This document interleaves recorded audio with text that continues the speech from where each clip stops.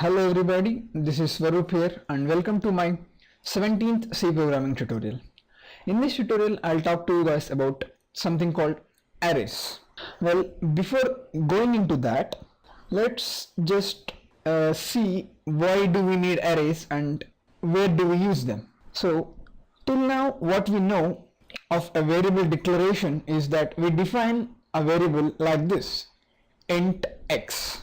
What this statement does is the compiler when sees this statement, it reserves a memory cell, a memory box in the memory and names it x.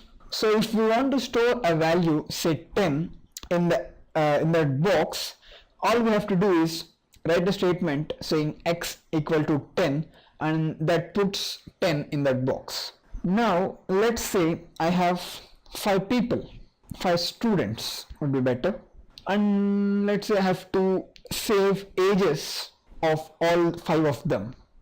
So what I could do is doing something like A1, A2, A3, A4, A5 for all the ages of the 5 students. Well, I can do that, but there is a lot easier way to do this. This gets a lot tough and lot time taking when we have lots and lots of students or any other thing. So to reduce the number of variables we use, here A1, A2, so on are all variables. So I am using a lot of variables here. So to avoid this, all programming languages and specifically C allows us to use something called arrays. What an array is, it allows us to store multiple values in a single variable name. So we don't have to deal with all these A1, A2, A3 stuff. All we just have to have is a single variable and that gets the job done. So what we need in the memory is something like this, a chunk of 5 boxes and not this individual box for all 5 of them. So to create a chunk of memory like this in C programming, we write a statement like this, int age 5. Here int indicates that all the numbers, all the values we are going to place in the boxes are all integers. An array can only contain values of one data type. We can't have an array which contains one integer value, one character, one float, like that. It has to be either a completely int array or completely character array or completely another type of array. It can't have a mixture of all these data types. So int in this case specifies that all the values in this array would be integers. So this is our array now. And age is the name of array which I chose to give because all we are dealing with right now is ages. I might have chose another name, maybe student age, age of students, whatever, but it's basically the array name and it's completely up to you whatever you want to give. You can even name it some random stuff like ABCD, whatever. And now following the name of the array, we have 2 square brackets and within that we have a number. So what that number indicates is the number of values we are going to have. So since we have 5 students, we are going to have 5 ages of these 5 individuals. So that 5 indicates the total number of memory spaces or memory cells we need to have in that chunk. So that is basically how we define an array in C programming. Everything is fine till now, but how do we access individual memory cell? If we have a single memory cell index, if we want to store 10 in that, we have to just call that box by its name x and make it equal to 10. But here in this case we have 5 spaces and all of it is named under the same name age. So how do we access, how do we write in, how do we put in stuff in individual boxes? So To do that, this is done by using something called indexing. Each box, each memory cell of this chunk is allotted an index number or an address specifying to that memory cell.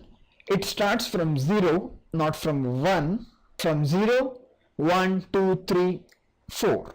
Since we have 5 boxes, it goes till 4. If we have 10, it goes from 0 to 9. So it starts from 0 and ends at maximum the total number minus 1.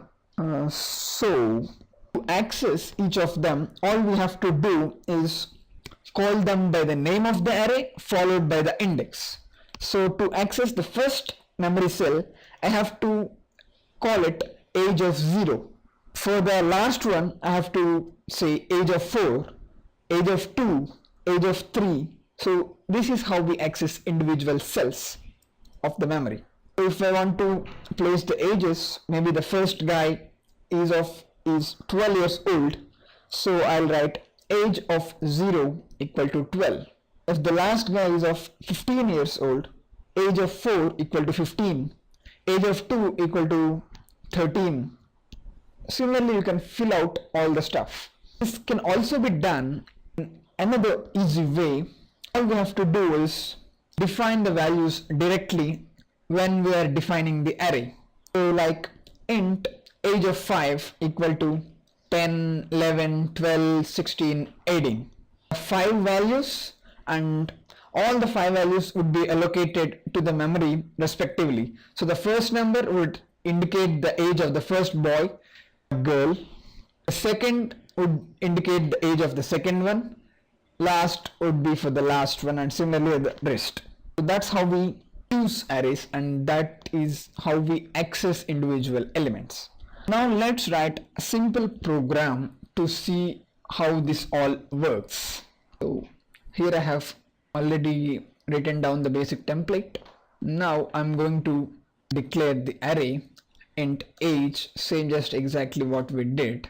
Age, just writing it like that for now. And what it does, as I said, allocates 5 pieces or 5 cells in the memory under the name age.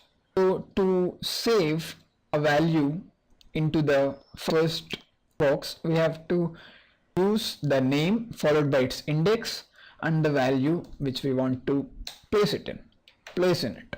So maybe 12. Next time age of third boy, maybe 14. So that's it. I'll just stopping it right here. Now let's print them to see what actually happened. Printf %d \n, the new line character, %d because we are using int. And now to specify which to print, we just do it the same way we did here. Age followed by 3. So that's the program. What this does is we have allocated 2 values for the 2 boxes. The others we haven't yet allocated any values. So it sees this and prints that value. Let's see if it works fine. Oh, we got an error. Holy smokes, I wrote the name wrong. #include, and now it's running, and we have 14 right here. We asked for age of third boy, and that's what we printed. So it's working fine. Now let's see if it works the same for 0 and 12. Yep.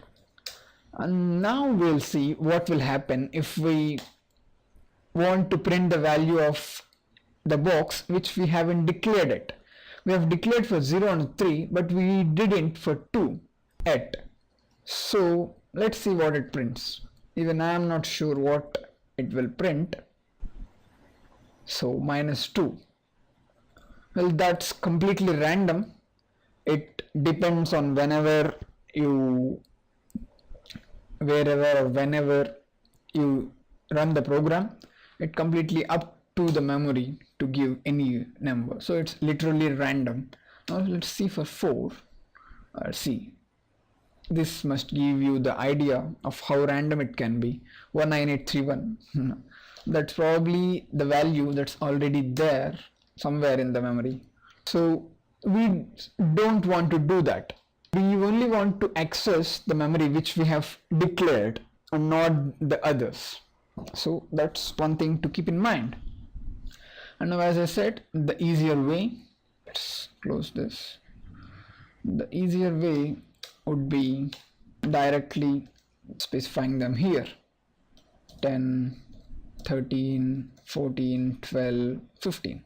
There are 5 boxes and 5 numbers. And now if we want to print, it prints. Let's see what it prints. We are asking for the age of 4. 4 would be the last one because it starts from 0, so it has to print 15. Let's see if it does. Yes, it does. 15. So that's how we write a code for arrays. Now I'll close this. I'll conclude this video with running this another time for another value, maybe 2. And we expect it to give us 0, 1, 2, 14. And bam, 14. So that's it for this tutorial.